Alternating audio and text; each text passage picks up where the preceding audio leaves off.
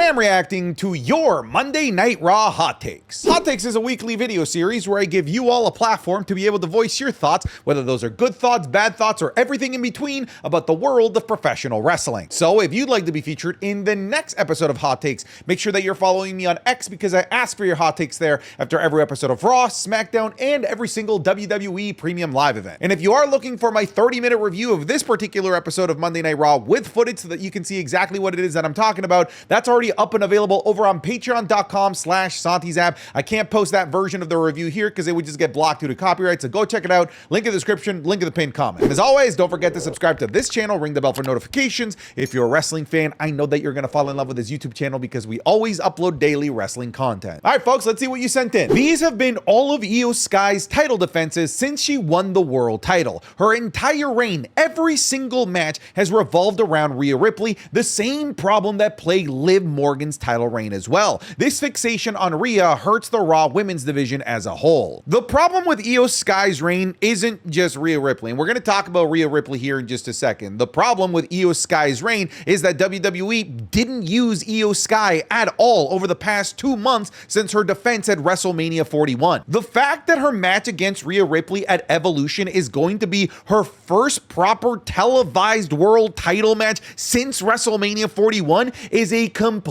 sham. That is ridiculous. Iyo Sky is way too talented to be getting the Shinsuke Nakamura treatment as a champion when Shinsuke was US champ. And not only is she talented, she is properly over. People like Iyo Sky. People want to see Iyo Sky compete every single week. Here's the thing, I'm not going to immediately just crap on the idea of Iyo Sky versus Rhea Ripley, predominantly because every time that we've gotten Iyo Sky versus Rhea Ripley, shocker, it's been a banger. Every single one of the matches that's been listed here before Evolution has been a truly wonderful match, with the WrestleMania 41 match being a match of the year contender. So I don't personally have a problem with Iyo Sky versus Rhea Ripley. I just wish Iyo Sky would, one, get used, and when she does get used in a way where it isn't just the same thing over and over again, even if the same thing over and over again being Rhea Ripley is a pretty solid matchup every time. This is honestly just a symptom of how weak the Raw women's main event scene is. It is literally almost just exclusively Rhea Ripley at this point. And with Liv Morgan out with injury, that spotlight is going to be even bigger on Rhea Ripley because right now, all of the other main event caliber women are busy with the Women's Intercontinental Championship. And fair play, I want them to develop the Women's Intercontinental Championship, but in the process of developing the mid-card, they have completely destroyed the main event scene and made it everything orbiting around Rhea Ripley. The fact that your champion is only relevant when Rhea Ripley is in the hunt for the world championship just shows to me that you just have a really weak main event division in the women's side of things on Monday Night Raw, unless your name is Rhea Ripley at the moment. I don't know that Iyo Sky is going to win at Evolution. If she does, great, but right now, Iyo Sky's women's world championship reign has to be considered amongst the worst in recent memory, unfortunately, because of this just absolutely dreadful booking from the WWE. To call it dreadful booking is actually being nice because it's literally just no booking at all whatsoever. This attack is exactly what Cross needed. I hope and pray that this means that WWE liked what they saw this past Saturday and they'll continue to use Cross more. I won't lie, after the match on Saturday, I was rather pessimistic. I don't know that I personally saw enough to warrant WWE actually pushing Cross. What we saw was pretty good, but I don't know if pretty good was good enough for Cross to go from getting no TV time to actually getting regular TV time. But it seems like maybe pretty good ended up being good enough. I am intrigued. I'm constantly happy seeing Carrie and Cross on my TV screen, and I'm happy to see him appearing and continuing to develop the storyline with Sami Zayn. I'm glad that this isn't going to be a one and done between Carrie and Cross and Sami Zayn, because Sami Zayn won so easy. Really, when you go back and truly analyze that match, there was very little in the way of Carrie and Cross really providing a struggle for Sami Zayn, because Sami Zayn just won with one haluva kick and that's it. So I like that Carrie and Cross is getting some of his heat back, and hopefully this sets up a further match between them where Carrie and Cross hopefully actually wins. But yeah, Carrie and Cross fans rejoice. We're getting more Carrie and Cross. The feud isn't over. He hasn't been put aside and forgotten about for the rest of the summer, which is a win. The Kyrie push is incoming. A pretty nice character hype package. Gives me a bit of hope for her. I really thought that that video package was awesome. It made me feel like Kyrie Zayn might actually be treated like a top star, like she might actually get a push, like she might actually go on a nice win streak and maybe go after a mid-card title, or maybe, dare I say, get an opportunity at a world title at some point. However, I will forever be pessimistic when it comes to the usage of Kyrie Zayn. I will just forever and always expect mediocrity from WWE's booking when it comes to Kyrie. And it's funny because I kind of got mixed signals about Kyrie Zayn's future in this hype package. I saw the hype package and I was like, oh, dope, awesome, blossoming singles career. And then we have Roxanne Perez now apparently going after Kyrie Zayn, which now kind of screams that they're going to put Kyrie Zayn in the tag team division, which then probably has Asuka probably going to get gravitated and added into that as well. And we have the reunion of the Kabuki Warriors, and now Asuka and Kyrie Zayn are stuck in the dead women's tag team division. Honestly, I think that that's probably the most likely scenario, just sort of based on how WWE has booked Kyrie Zayn in the past. This crowd was absolutely horrible. They were silent the entire show and only popped when Jey Uso came out. I'm scared it will be the same with the SmackDown taping. I'm sure that the people that were in attendance are going to come out in droves in my comment section and say, oh my God, we were there, we popped, we were so loud the entire night. Listen, the rest of the world is going to disagree with you. On TV, you guys were a terrible crowd, especially during Lyra Valkyria versus Bayley. What I thought was a truly wonderful technical match. You guys couldn't have given a single care. But how about that, man? Maybe we're just getting spoiled by a Saudi crowd. And I know people will say, the Saudi crowd only makes noise for the men. Well, how about this crowd that didn't make noise for anybody? When it comes to the SmackDown taping, I'm going to assume that the crowd's probably more dead in that one, but at the very least, it's pre-recorded, so they could probably just pipe in some noise in post-editing. But Shanti, I was there and we made so much noise. Just go watch the show. Just go watch the show. All right. The proof is in the pudding. I really wish that they protected Penta's sacrifice move more. 1 week, it writes Chad Gable off of TV. The other, it's just an in-ring move. Could be devastating if used correctly. We'll probably see more of it if and when he turns heel. I think this is just a WWE trope. If you do a move or attack somebody in the backstage area, it's like your moves have a times 100 buff towards them because it just seems to hurt people a lot more. So I don't think that they aren't necessarily protecting Penta's sacrifice. People tend to sell it really well. I don't think it's a matter of they really sold it this week versus the other. I think it's just a matter of he did it backstage, and in typical WWE fashion, if you attack somebody backstage, it just hurts more. Hell, we haven't even seen Ricochet come back from his last beatdown from Braun Breaker. I wonder when he's going to come back. I tried to tell all of those idiots and conspiracy theorists in the internet wrestling community that Chad Gable isn't El Grande Americano, but they didn't listen. Look at you now, IWC. Look at you now. Listen, obviously, I want to play along, you know, the whole Grande Americano thing. That's something that we do here. So let's pretend in a world that this happens to be Ludwig Kaiser. I'm really curious how we all feel about Ludwig going from like this super serious character to all of a sudden portraying El Grande Americano. Because in a world where El Grande Americano was Chad Gable, that worked. Chad Gable was goofy. Chad Gable's personality absolutely made sense that he would come up with something so stupid like El Grande Americano. But now having Ludwig Kaiser, a tall German dude in this position, it just, it feels weird. It feels like a giant downgrade for Ludwig Kaiser. Again, pretending like Ludwig Kaiser is El Grande Americano. I'm personally nervous about this, like genuinely, truly. I don't know how to feel about this yet. I think I need another week or two to see how I feel about the possibility of Ludwig Kaiser being my new El Grande Americano, because right now, at first glance, I don't like this. I do wonder what Gunther would have to say if he saw him like this, though, considering last time they talked, Gunther told him, hey, you need to find your own way. And I guess his own way is now the Toto American way. Damn! Dude, this match is crazy. Oh my, dude, we are 2 minutes in. Water veins tied to his neck. You are gonna die.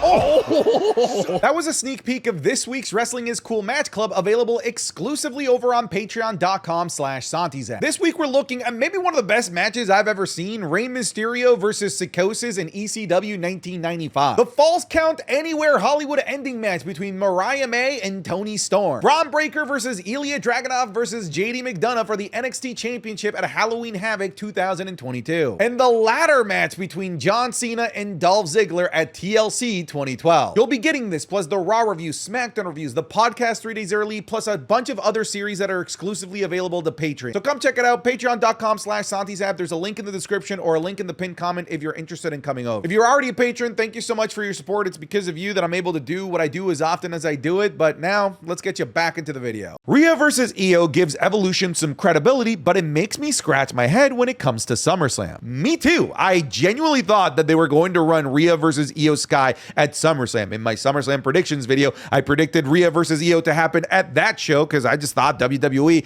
wanted the biggest match involving their biggest name, Rhea Ripley, to go for the big title in the women's division at SummerSlam. I guess they're doing it at Evolution, I guess. It does make me scratch my head about SummerSlam. I have to be honest with you. I don't know what the plan is. Are they planning on giving Rhea the title as early as Evolution? And if they do, who would challenge Rhea? Is Iyo somehow going to retain at Evolution? Well, then what do you do with Iyo? Is it really just Asuka? I don't know. It's funny that they're building towards the women's match at Clash at the Castle before they build towards the women's match at SummerSlam. It is criminal that WWE have dropped seeds of Gunther facing Seth and or Punk within the last year, knowing that that's who the fans want to see him fight and never fulfilled it. I really hope that it happens sooner than later. I desperately hope that this is the brand new World Heavyweight Championship picture, because at this point, I've just come to expect that Gunther is just going to forever feud with Jey Uso and Sami Zayn. So to have CM Punk and Seth Rollins being inserted into this, it is a breath of fresh air, but not just a breath of fresh air because Gunther has never faced these guys,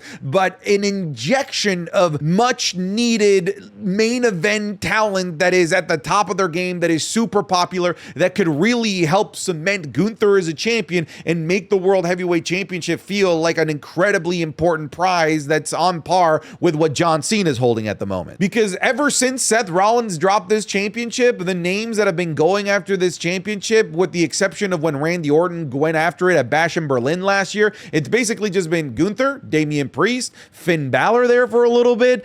We had Jey Uso, and that's kind of it. It just hasn't really been a revolving cast of megastars that I really hope it becomes. Again, I still wouldn't be surprised if it's Jey Uso or Sami Zayn, or maybe a combination of both of them at SummerSlam for Gunther, because I do think that both Seth Rollins and CM Punk are going to be busy with one another. So I still don't know what the plan is for Gunther after SummerSlam. This might be the plan B. Did you catch that? That Seth Rollins is catching a flight to execute plan B, and catching a flight might be them catching a flight to Orlando, to NXT, maybe to recruit the new member, a member that a lot of people are predicting is going to be Ethan Page from NXT. I don't personally think that the faction needs a new person. It's still just so early on in its life. I don't feel like it's grown stale to the point where we need somebody new, but if they're going to use this as an excuse to give us Ethan Page on the main roster, I'm absolutely not going to complain. Ethan Page is fantastic. He is amazing. When I look at the NXT roster, I think he's the only one that makes sense. I know Ricky Saints could be a possibility, but I think like if you really want to grab somebody that could actually help right now in the moment Seth Rollins' faction, I think Ethan Page is the best guy. Are we setting up another Sheamus and Cesaro type storyline again? Best of 7 series, then into a tag team? Sheamus has been treading water for a while now, and Rusev would benefit greatly from this, especially after constant video package and Alpha Academy matches. I think I could absolutely see them having maybe a best of 7 series like Cesaro and Sheamus, like Andrade and Carmelo, but I don't see them in a tag team at the end of the day.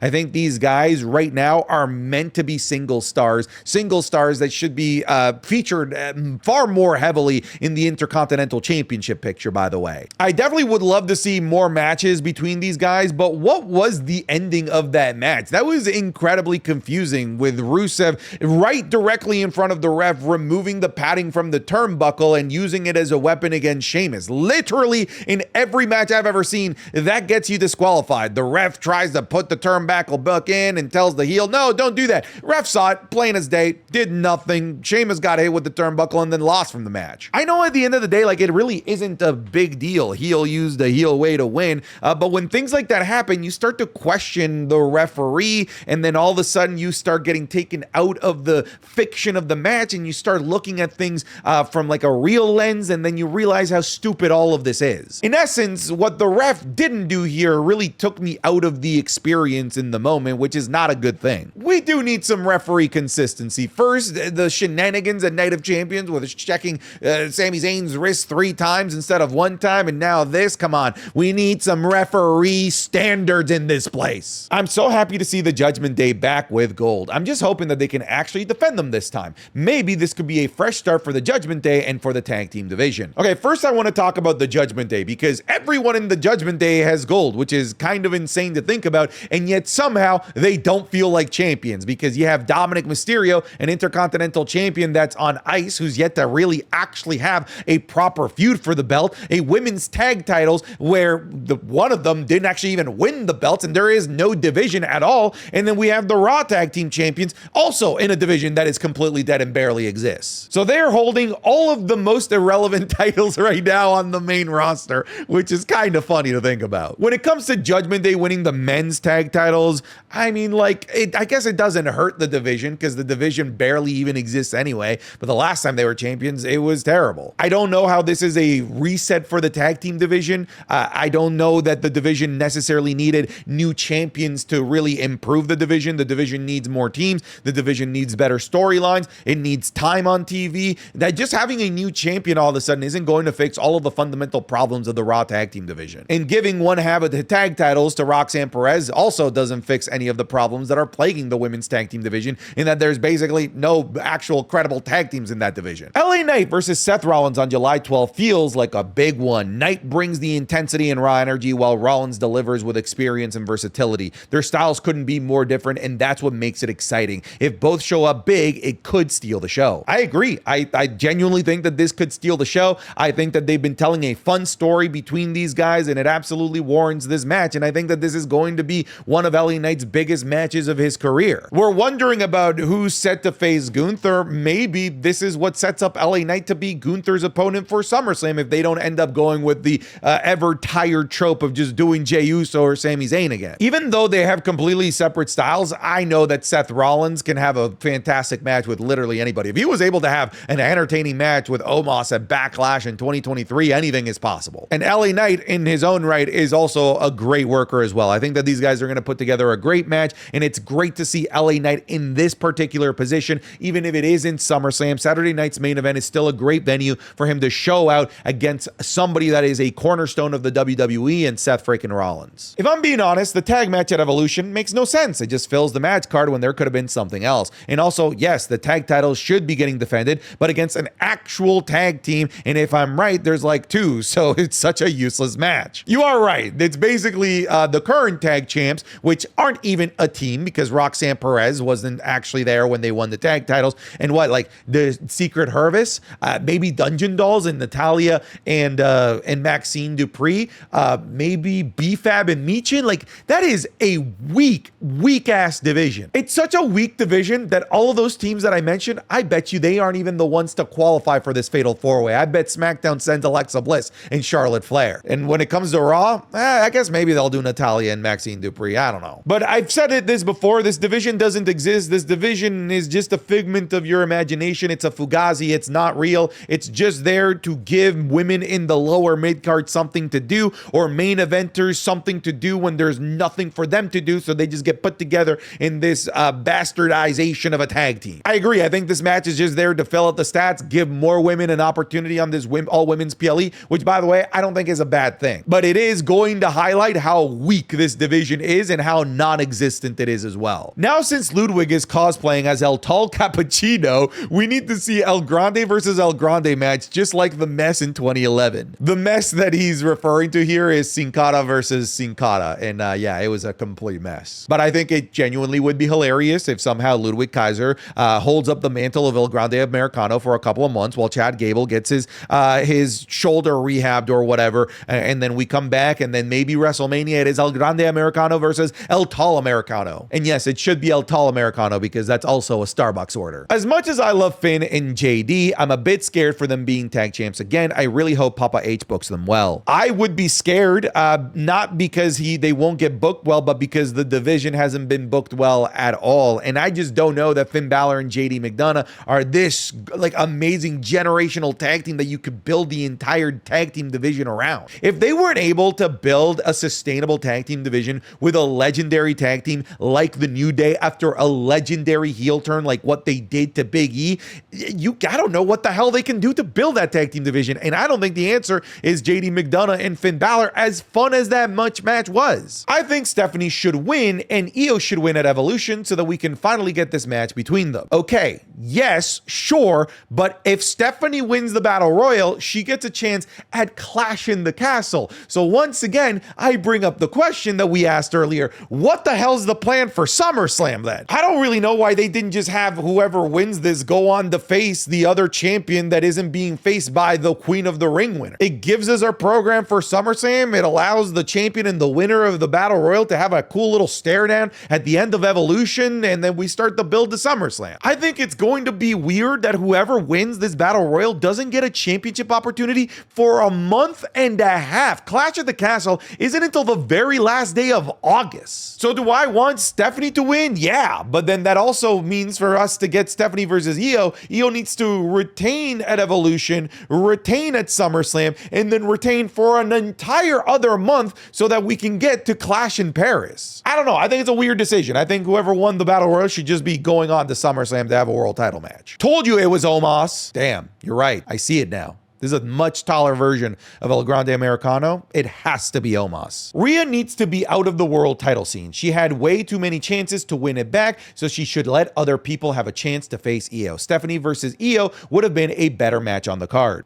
Listen, I'm going to actually disagree with you here. Listen, all right? Iyo versus Rhea, at the very least, they have history. And if you're going to build a match on a rush 2-week time frame, then you should go with the match that already has some history and some legacy and you know is going to be good, like Rhea Ripley versus Iyo Sky. The moment that they decide to actually do a proper feud between Iyo Sky and Stephanie Vaquer, do you really want that to be a 2-week feud? No, I want that to be a proper feud, a proper storyline, 3-4 weeks of build until their inevitable match. Had they done this at Evolution, yeah, it would have been cool, but I personally would have felt a little bit cheated out of a proper feud between these two, who are, by the way, my two favorites in the women's division. CM Punk versus Gunther, SummerSlam World Heavyweight Championship. Give me what I want. I mean, it's not going to happen, but I do want this at some point. I don't think it's going to be at SummerSlam, but maybe we go towards this in the fall. Maybe this is a match that they do at some point in September, Clash in Paris, maybe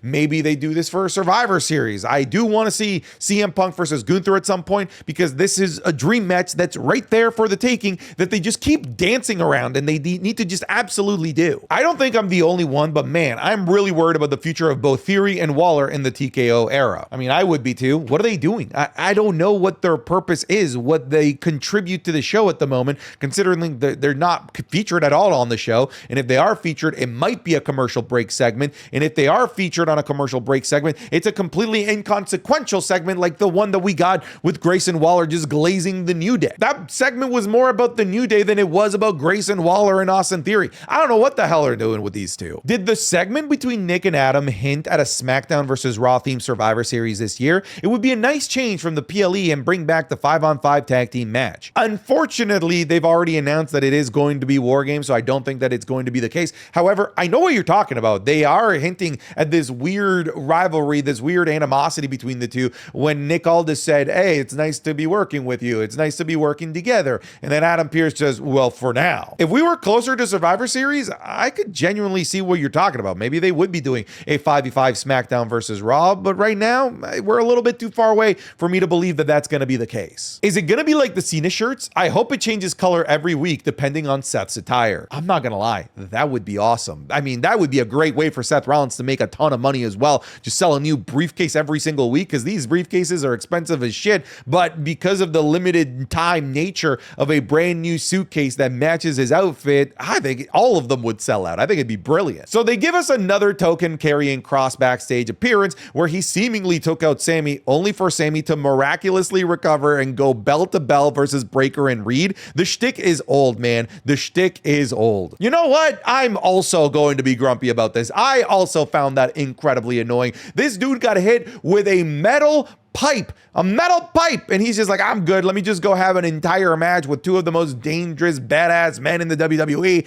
in Bronson Reed and Braun Breaker, and not only have a match with them, be the one that carries the majority of the match because he had more in-ring time than the healthy dude Penta in the ring. This is a Triple H thing. Triple H, for some weird reason, loves to nerf his top baby faces, and it's always with rib injuries, by the way. He did it with Cody Rhodes, he did it with Jey Uso, and now he's doing it here with Sami Zayn. It's like he's afraid to have his baby faces lose clean to the bad guys, but in this scenario, it would have made sense. Why are you nerfing Sami Zayn against Bronson Reed and Braun Breaker? They are the nerf. All right, folks, that's it for today's episode of Hot Takes. It was a pretty meh episode of Monday Night Raw. Like, really, there wasn't a heck of a whole lot to talk about, but that's it. I'll see you guys next time. Goodbye. Get out of here.